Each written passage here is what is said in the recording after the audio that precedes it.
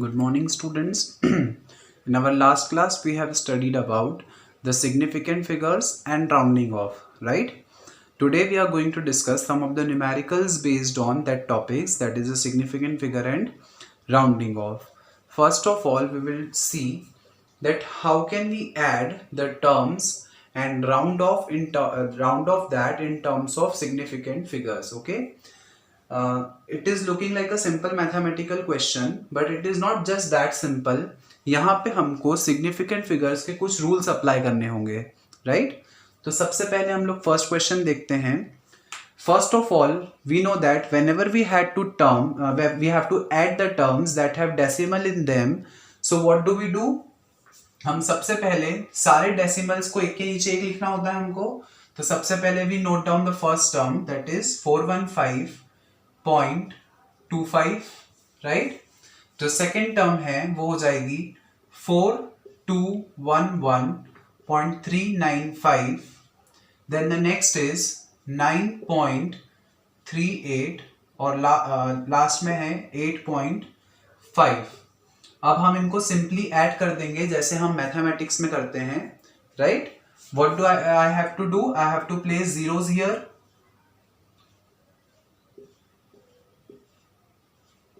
Now I will simply add it, right? So यहां हो जाएगा 5, 22,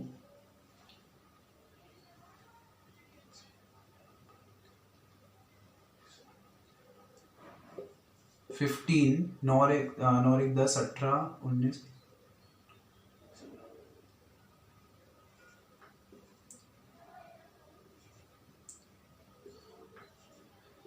So in this way we have simply added it, but this will not be our answer.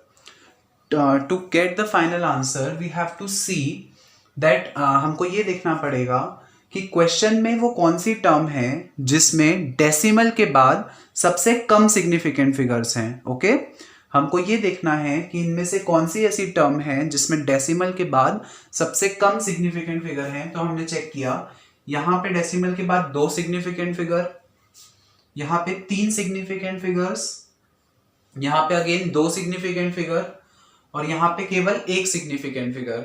इसका मतलब 8.5 में कब सबसे कम सिग्निफिकेंट फिगर है और वो कितना है? ओनली 1. तो हमको आंसर को भी इस तरह से राउंड ऑफ करना पड़ेगा कि डेसिमल के बाद केवल एक ही नंबर आए, राइट. अगर हमको least number of significant figure जिस भी टर्म में है हमको वो चेक करना पड़ेगा. जैसे कि 8.5 में सबसे कम सिग्निफिकेंट फिगर है वो कितना है? 1.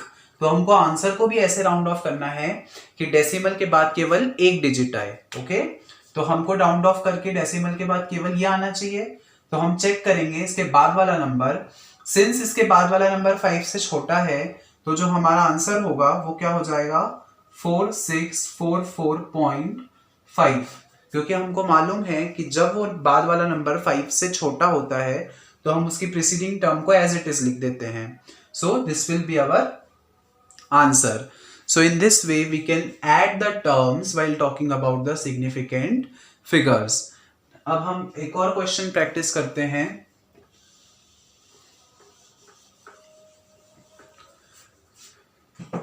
So first of all we will note down the terms such that decimal के नीचे डेसिमल आना चाहिए. तो 2.046, then 15.12, then 213.678 और फिर 4398.102. हमने सारी टर्म्स नोट डाउन कर ली. जहां टर्म्स नहीं है वहां हम 0 प्लेस कर देते हैं and we have to simply add it, जैसा हम मैथ्स में करते हैं वैसे ही. 8 और 2 10 और 6 16.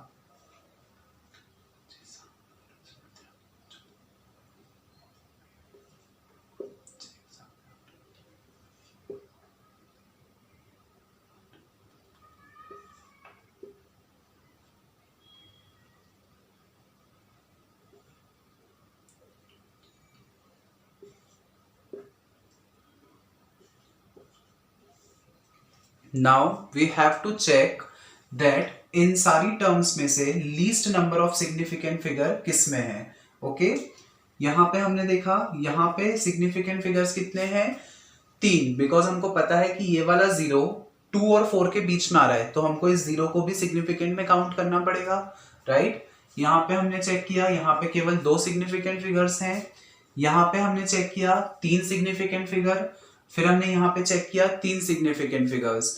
तो जो सबसे कम सिग्निफिकेंट फिगर्स हैं वो किस में है, 15.12 में, right. The least number of significant figures are in 15.12, और वो कितने सिग्निफिकेंट फिगर हैं, केवल 2। तो हमको आंसर को भी इस तरह से राउंड ऑफ करना पड़ेगा कि डेसिमल के बाद केवल 2 नंबर्स आए। तो हमने देखा कि हमको राउंड ऑफ करना है इस 4 को, राइट। तो हमने चेक किया कि इसके बाद वाली डिजिट क्या है। सिंस इसके बाद वाली जो डिजिट है वो 5 से बड़ी है, और हमको पता है कि जब डिजिट 5 से बड़ी होती है तो हम पहले वाले नंबर में +1 कर देते हैं। तो ये क्या हो जाएगा, 4 में हमने +1 किया तो it will become 5। So this will be our answer. Okay, students. So in this way, we can add the terms in and round them off to get the number of significant figures. So this is in this way we have seen the addition. Now we will practice some of the questions based on subtraction. Okay. Now we will see the subtraction in case of significant figures. Okay, first of all we will solve our question number 3, that is 312.935 divided by minus 8.25। हम क्या करेंगे, हमने 0 यहाँ पे लगा दिया। अब हम सिंपली जैसे हम मैथ्स में माइनस करते हैं वैसे ही हमको माइनस करना है 5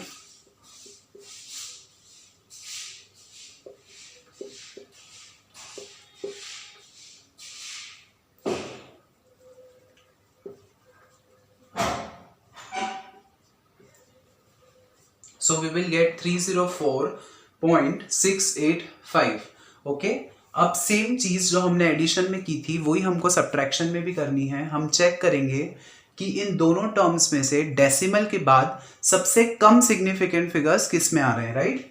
तो हमने चेक किया, यहाँ पे डेसिमल के बाद कितने सिग्निफिकेंट फिगर्स हैं, 3, और यहाँ पे कितने सिग्निफिकेंट फिगर्स हैं, 2। तो इसका मतलब हमको आंसर को इस तरह से राउंड ऑफ करना पड़ेगा कि जो हमारा फाइनल आंसर हो उसमें केवल 2 सिग्निफिकेंट, डेसिमल के बाद केवल 2 सिग्निफिकेंट फिगर्स आए। इसका मतलब क्या कि हमको केवल चाहिए ये 6 और 8, हमको बाद वाले नंबर को एलिमिनेट करना है। तो अब हम चेक करेंगे कि इस 8 के बाद क्या है, 5, राइट। सो सिंस 8 के बाद 5 है तो अब हम ये जो 8 है वो इवन नंबर है, तो और हमको पता है कि जब 5 के पहले इवन नंबर होता है तो it will left as it is. अगर यहाँ ऑड नंबर होता तो हम उसमें +1 करते, लेकिन यहाँ पे ये इवन नंबर है तो हमारा आंसर क्या हो जाएगा, 304.68, right. So this will be our answer. This is the case where we have seen the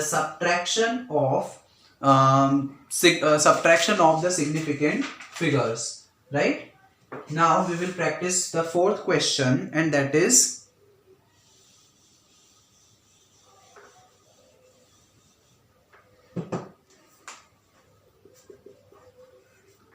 5124.39 minus 41.20. Now what do? We just simply do the subtraction। 9 में से 0 गए 0, 3 में से 2 गए 1,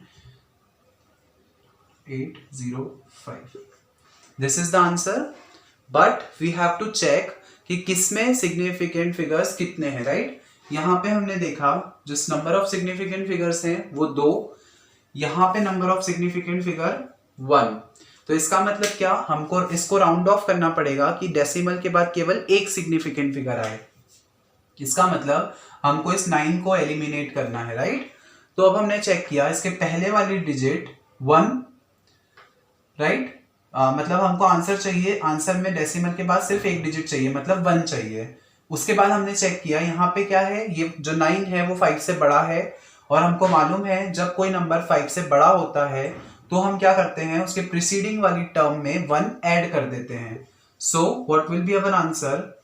our answer will be 5083 point. हम इस 1 में 1 और ऐड कर देंगे तो हमारा आंसर हो जाएगा 2. तो after rounding it of and converting into the minimum number of significant figures, our answer will be 5083.2. so I hope addition और subtraction सभी को clear होगा कि addition और subtraction दोनों में हम same चीज करते हैं.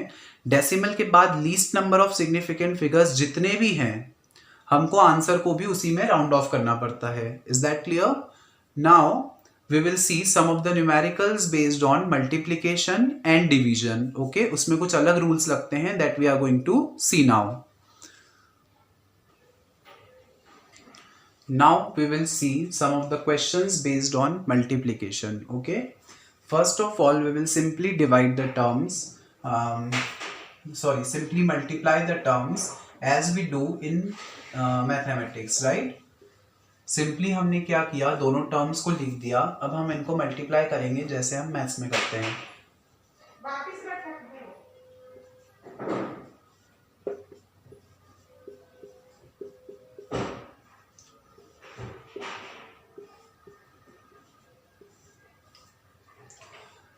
यहाँ पे डेसिमल के पहले 2 नंबर्स के पहले डेसिमल है तो आंसर में भी 2 नंबर के पहले डेसिमल आ जाएगा, राइट? अगर हम सिंपली मैथमेटिक्स के तरह से देखें तो this will be our answer. But अगर हम फिजिक्स की टर्म्स में देखें तो हमको ये देखना पड़ेगा कि इन दोनों नंबर्स में से least number of significant figures किस में है. ओके, यहाँ पे जो सिग्निफिकेंट फिगर्स हैं दैट आर 3 और यहाँ पे जो सिग्निफिकेंट फिगर्स हैं 2. तो हमको आंसर को भी ऐसे राउंड ऑफ करना पड़ेगा कि उसमें जो टोटल सिग्निफिकेंट फिगर्स हो. हमने देखा कि यहाँ पे डेसिमल के बाद 2 नंबर्स हैं, राइट? तो हमको इस आंसर को इस तरह से राउंड ऑफ करना पड़ेगा कि उसमें भी कितने सिग्निफिकेंट फिगर्स आए, 3, राइट? इसका मतलब क्या, हमको इस 5 को यहां से एलिमिनेट करना है. हमने चेक किया इसकी प्रीसीडिंग टर्म इवन नंबर है और हमको पता है कि जब टर्म इवन होती है तो we will left it as it is, right? तो हमारा आंसर क्या हो जाएगा, इट विल बी 47.2. अगर यहाँ ऑड टर्म होती, जैसे अगर 3 होता तो 3 की जगह वो 4 हो जाता राउंड ऑफ के बाद. अगर ऑड टर्म्स होती हैं तो 4 और अगर इवन टर्म्स होती हैं तो we will left them as it is. Okay, so this is our answer. Now we will practice the next question, that is the 6th question.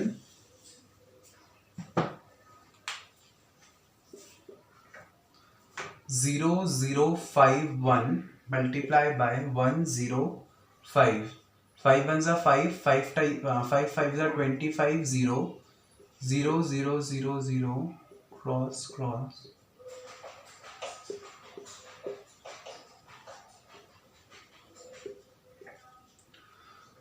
यहाँ 2 टर्म्स के आगे डेसिमल, यहाँ 3 टर्म्स के आगे डेसिमल, मतलब हमको टोटल 5 टर्म्स के आगे डेसिमल लगाना है. 1 2 3 4 5. इसका मतलब अगर हम सिंपली मैथ्स की तरह देखें तो हमारा आंसर हो जाएगा 0.05355. बट अगर हम फिजिक्स के टर्म्स में देखें तो हमको चेक करना पड़ेगा यहाँ पे total number of significant figures कितने हैं, 3, और यहाँ पे total number of significant figures हैं 2.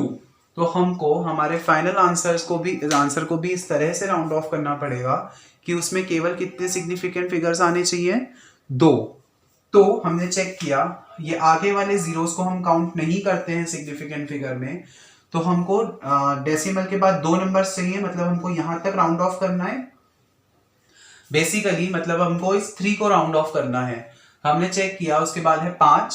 तो अब हमने प्रीसीडिंग टर्म चेक की. सिंस यहाँ पर एक ऑड नंबर है और हमको पता है जब 5 के पहले ऑड नंबर होता है तो हम उसमें +1 कर देते हैं, right? So what will be our answer? Our answer will be 0.054. This will be our answer, right? So the only difference between the rounding off of plus addition, subtraction and multiplication is that addition subtraction में हम decimal के बाद वाले numbers में देखते हैं कि किसमें least number of significant figure हैं, बट मल्टीप्लिकेशन में हम डेसिमल के साथ वाले नंबर्स को भी काउंट करते हैं, राइट। हम ये नहीं देखते हैं कि डेसिमल के बाद कितने नंबर हैं, हम डेसिमल को इंक्लूड करके टोटल जितने नंबर ऑफ सिग्निफिकेंट फिगर्स होते हैं उसमें हम हमारे फाइनल आंसर को राउंड ऑफ करते हैं। आई होप मल्टीप्लिकेशन भी सभी को क्लियर होगा। Now we will see some of the numericals based on division of the significant figures. Okay, now here we have two more questions which are based on division, right। तो अब हम देखते हैं कि डिवीजन के case में क्या होगा। The first question is 1.6 divided by 0.04। हम इसको सिंपली डिवाइड करेंगे जैसे हम मैथ्स में करते हैं। ये डेसिमल हटाया, ऊपर 2 जीरो बढ़ाए, यहां से डेसिमल हटाया और 1 जीरो बढ़ाया, राइट। नाउ 0 से 0 कैंसल, क्या बचा 160/4 and the answer is 40. Now we have to check the least number of significant figures in the question. यहाँ पे हमने चेक किया जो least number of significant figure हैं that is 2. डिनोमिनेटर में हमने चेक किया जो least number of significant figure है 1, right? लेकिन यहाँ पे हम 40 को और ऑब्वियसली हमारा जो आंसर है उसमें भी कितने सिग्निफिकेंट फिगर हैं 1 ओनली, बिकॉज हमको पता है कि जब भी डेसिमल नहीं लगा होता है तो हम बाद वाले जीरोस को सिग्निफिकेंट में काउंट नहीं करते हैं। तो यहाँ पे आपको राउंड ऑफ करने की जरूरत नहीं है। ऑब्वियसली जो आपका आंसर है that is in the minimum significant figure, so this will be our answer. Okay, now हम नेक्स्ट क्वेश्चन देखते हैं। That is our 8th question. 15.30 divided by 0.3।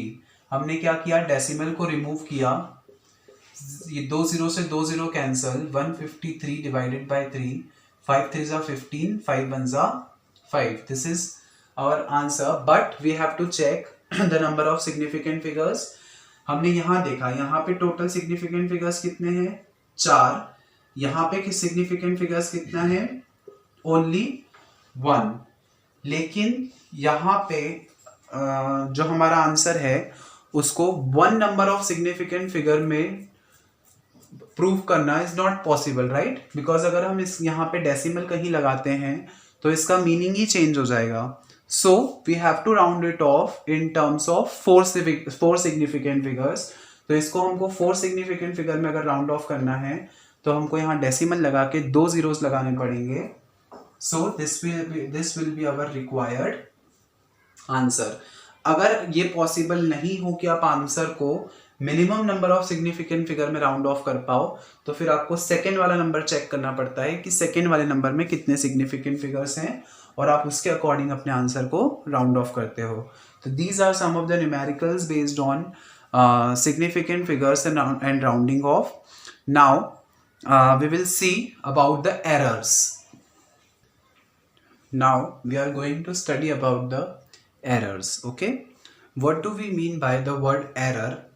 अगर हम हिंदी में समझें तो error का मतलब होता है गलतियां, right?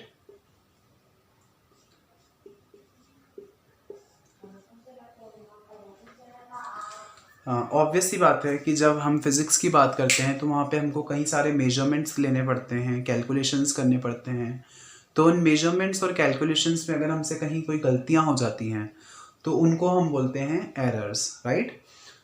The difference between the true value and the measured value are called as error.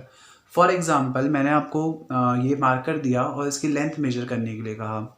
Suppose इस मार्कर की लेंथ है 5.5 सेंटीमीटर और आपने जब इसको मेजर किया तो आपने इसको मेजर किया 5.4 सेंटीमीटर या आपने इसको मेजर किया 5.6 सेंटीमीटर। तो जब आपने इसको मेजर किया तो आपसे ये प्लस 0.1 का डिफरेंस आ गया, राइट। एक्चुअल में उसकी लेंथ थी 5.5 सेंटीमीटर, लेकिन जब आपने उसको मेजर किया तो आपने उसको 5.4 या 5.6 मेजर कर लिया। इसका मतलब आपसे कुछ गलतियां हो गई और ये जो 0.1 की जो गलती है उसी को हम बोलेंगे error. Okay, so error is nothing but the difference between the true value is 5.5 and the measured value. measured value क्या थी आपकी 5.4 और 5.6. तो आपकी measured value और true value का जो difference रहेगा उसी को हम क्या बोलेंगे, error. Okay, फॉर एग्जाम्पल जो हमारी स्मॉल g की वैल्यू होती है that is the acceleration due to gravity, वो होती है 9.8 मीटर पर सेकेंड स्क्वायर, राइट. बट हम कैलकुलेटिव पर्पस के लिए g की वैल्यू को मान लेते हैं 10. तो ये जो 0.2 का डिफरेंस है ये भी क्या होता है, एरर. ओके, तो एग्जैक्ट वैल्यू और मेजर्ड वैल्यू में जो डिफरेंस आता है उसी को हम क्या बोलते हैं, एरर्स. अब ये एरर बहुत सारे टाइप्स के होते हैं, one by one we will discuss about this. First one is the systematic error. Systematic का मतलब क्या, ऐसी चीज जो पर्टिकुलर है, राइट. तो सिस्टमैटिक का मतलब ऐसे एरर्स जिनका रीजन हमको नोन होता है, हमको पता होता है कि एरर्स किस वजह से आए हैं, उन एरर्स का रीजन हमको नोन है, उनको हम बोलते हैं सिस्टमैटिक एरर्स. सबसे पहले होता है instrumental errors. Okay, instrumental error का मतलब क्या कि हम जिस इंस्ट्रूमेंट को यूज कर रहे हैं अगर उस इंस्ट्रूमेंट में कुछ एरर्स हैं तो उसके कारण जो एरर्स आएंगे उसको हम बोलेंगे इंस्ट्रूमेंटल एरर. फॉर एग्जांपल मैंने आपको लेंथ मेजर करने के लिए दी 5.5 सेंटीमीटर, राइट. लेकिन वो जो स्केल मैंने आपको मेजर करने के लिए दिया वो स्केल आगे से टूटा हुआ है. इसका मतलब क्या, आप उस स्केल से कभी भी करेक्ट लेंथ मेजर नहीं कर पाओगे, right. So basically that error is in your instrument. So the errors caused by the instruments that you are using are called as instrumental errors. Okay, जिस इंस्ट्रूमेंट को हम use कर रहे हैं अगर उस इंस्ट्रूमेंट में कोई एरर है तो उस एरर को हम बोलेंगे इंस्ट्रूमेंटल एरर. अब इंस्ट्रूमेंटल एरर में भी काफी सारे टाइप्स होते हैं, all that we can discuss whenever we perform the experiments, right. जब हम एक्सपेरिमेंट्स परफॉर्म करेंगे vernier callipers, screw gauge, spherometer, तब we will be able to understand कि जो इंस्ट्रूमेंटल एरर्स होते हैं उसमें zero errors, constant errors, backlash errors, ये सारे एरर्स होते हैं. तो you will be able to understand all these errors only when you will perform the experiments. तो this errors we will discuss it at that time. Okay, next is personal error. Personal error का मतलब होता है, suppose आप optics का कोई practical कर रहे हो और आपको इमेज देखनी है, राइट. लेकिन आप, एक बंदा आप है और एक आपका फ्रेंड है, आपके फ्रेंड को चश्मा लगा हुआ है.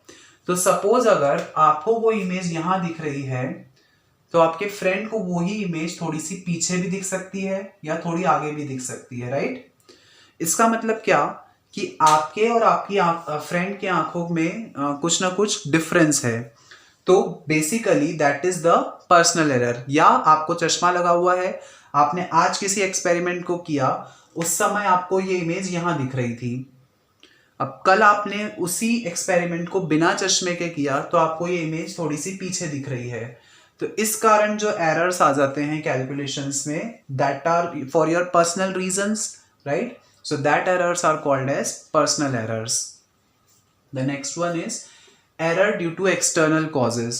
There are some of the external causes जिनके कारण भी errors आते हैं. For example, हम किसी चीज़ का temperature note कर रहे हैं, right? या हमने पानी गर्म किया, हम उस पानी को ठंडा कर रहे हैं और हम उसके कूल होने का समय नोट डाउन कर रहे हैं. अब हमने आज एक्सपेरिमेंट परफॉर्म किया, आज बहुत गर्मी पड़ रही थी, राइट. लेकिन जब हम कल एक्सपेरिमेंट को परफॉर्म कर रहे हैं तो कल बारिश आ रही है. इसका मतलब क्या कि एक्सटर्नल वेदर के कारण भी जो हमारे एक्सपेरिमेंट है उसकी रीडिंग्स में कुछ ना कुछ एरर्स आ जाते हैं, कुछ ना कुछ वेरिएशंस आ जाते हैं because of the external atmosphere. तो उस कारण जो एरर्स आते हैं that are called as the errors due to external causes. Okay, now the next one is error due to imperfection. कभी कभी हम चीज़ों को या परफेक्टली हम रीडिंग्स नहीं लेते हैं, हम जल्दबाजी में गलत रीडिंग्स ले लेते हैं. या अगर कोई कैलकुलेशन में हमको बहुत बड़ा नंबर मिल रहा है तो हम उस पूरी कैलकुलेशन को सॉल्व करने के बजाय उसको हम केवल 2 पॉइंट्स तक लिख के, डेसिमल के बाद केवल 2 नंबर लिख के भी हम उसको सॉल्व कर लेते हैं. इसका मतलब क्या कि हमने चीज़ों को परफेक्टली सॉल्व नहीं करते हुए इम्परफेक्टली सॉल्व किया, राइट. तो इस इम्परफेक्शन के कारण भी कुछ ना कुछ एरर्स आ जाएंगे जिसको हम इस कैटेगरी में रखेंगे, that is the errors due to imperfection. Now the next one is random errors. तो ऑब्वियसली हमको नाम से ही समझ में आ रहा है, something which is random, right. तो रैंडम का मतलब क्या, ऐसी कोई चीज जिसका हमको एक्चुअल कॉज नहीं पता हो, राइट. ऐसी चीजें जिनका हमको एक्चुअल कॉज नहीं पता होता है, that are called as random error. Suppose आपने कोई एक्सपेरिमेंट किया, एक बार आपकी रीडिंग आई 5.4, दूसरी बार आई 5.5, दूसरी बार आई 5.4, तीसरी बार आई 5.6. आपने तीनों बार पूरे केयरफुल रह के कैलकुलेशंस की थी, राइट. लेकिन फिर भी ये जो है वो वेरिएशन आ रहा है. तो मतलब क्या, इसमें वेरिएशन क्यों आ रहा है हमको उसका रीजन नहीं पता. हमने 3 बार एक्सपेरिमेंट किया, तीनों बार उसकी अलग अलग रीडिंग आई, क्यों आई उसका रीजन हमको नहीं पता है. तो ये जो एरर होगी उसको हम किस कैटेगरी में रखेंगे, रैंडम एरर्स. तो random errors are those errors जिनका रीजन हमको एक्चुअल में पता नहीं होता है, that are called as random errors. Now the last one is gross error. Gross errors are those errors जो केयरलेसनेस के कारण होती हैं, ठीक है. समटाइम्स आप कोई एक्सपेरिमेंट कर रहे हो, आप केयरलेस हो उस एक्सपेरिमेंट को लेकर. मैंने आपसे कहा कि इसकी लेंथ को मेजर करिए, आपने उस जब स्केल पे प्रॉपरली नहीं देखा, ठीक है. ये जो छोटी छोटी स्केल्स होती हैं, आपने स्केल्स को प्रॉपरली नहीं देखा और आपने ऐसे ही देख के बोल दिया कि हाँ इट्स 5.5 या इट्स 5.4. इसका मतलब क्या, that is because of your negligence. ये जो 0.1 का एरर है वो आ गया, राइट. तो इसका मतलब अगर आप किसी भी एक्सपेरिमेंट को लेकर जब आप एक्सपेरिमेंट्स करेंगे तब इन चीज़ों को बेटर वे में समझ सकते हैं. तो अगर आपकी केयरलेसनेस के कारण कोई एक्सपेरिमेंट में कोई एरर आती है तो वो उन एरर्स को हम बोलते हैं gross errors, right. So these are some of the types of errors and the definition of error. Okay students, that's all for today's session. The further topics we will study in the next lectures. Thank you.